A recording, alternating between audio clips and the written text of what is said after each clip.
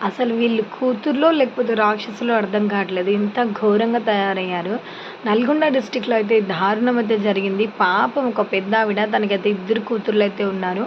Already పెళ్లి చేసింది. అంతా పంచిచ్చేయడం అయిపోయింది. తను లేటెస్ట్‌గా 14థ్ డే అక్టోబర్ 14థ్‌కి చనిపోయిందనమాట.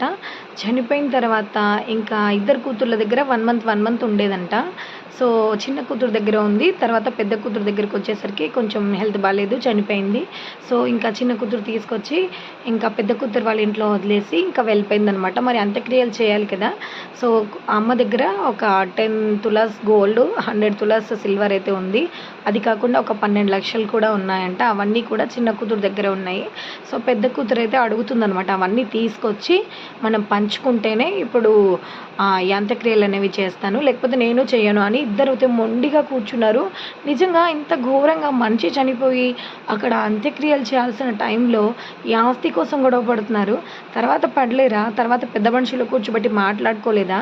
మరి ఇంత ఘోరంగా మనిషికి వాల్యూ లేదు, కానీ మనిషి చనిపోయినా కూడా మనిషి బంగారంకి, మనిషి ఆస్తికి దానికే వాల్యూ ఉంది. చూసారా? డబ్బుకున్న వాల్యూ మనిషికైతే లేదు.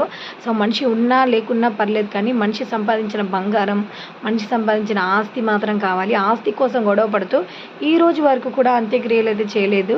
సో, అదంతా చూసి ఎంఆర్ఓ వాళ్ళందరూ కూడా తన దగ్గరికి అయితే వచ్చేసారనమాట.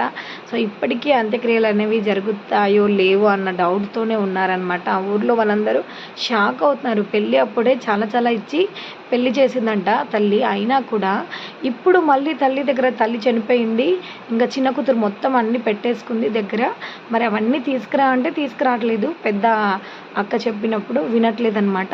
వినకపోయేసరికి మళ్ళీ తను ఇస్తుందో ఇవ్వదో అన్న ఒక భయంతో తినేం చేస్తుందంటే, సో, తను తీసుకొస్తేనే నేను చేస్తా, లేదంటే చెయ్యను అనేది కూర్చుందనమాట. నిజంగా ఇంత క్రూరంగా, ఇంత మూర్ఖంగా ఉన్నారు మనుషులు.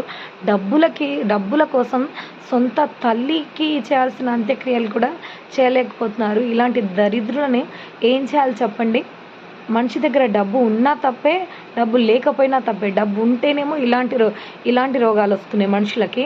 డబ్బులు లేకపోతేనేమో పాపం లేవు కదా, ఎలా చూసుకోవాలి అన్న బాధ ఒకరిదైతేనేమో, ఉంటేనేమో ఇలాంటివి ఉన్నాయి. చూసారా? ఇలాంటి వాళ్ళని ఏం చేయాలి చెప్పండి? సో, నిజంగా ఇది కలికాలం అనే చెప్పాలన్నమాట. ఇలాంటి వాళ్ళని మనం చూడాల్సి వస్తుంది. కన్న తల్లి ఇంత పంచినా, ఇంత చేసినా కూడా ఇప్పుడు తన అంత్యక్రియలకి సో, ఇన్ని రోజులు పట్టింది. సో, మీరేమంటారు? ఇలాంటి వాళ్ళకి ఎలాంటి పనిష్మెంట్ ఇవ్వాలంటారు? కామెంట్ చేయండి.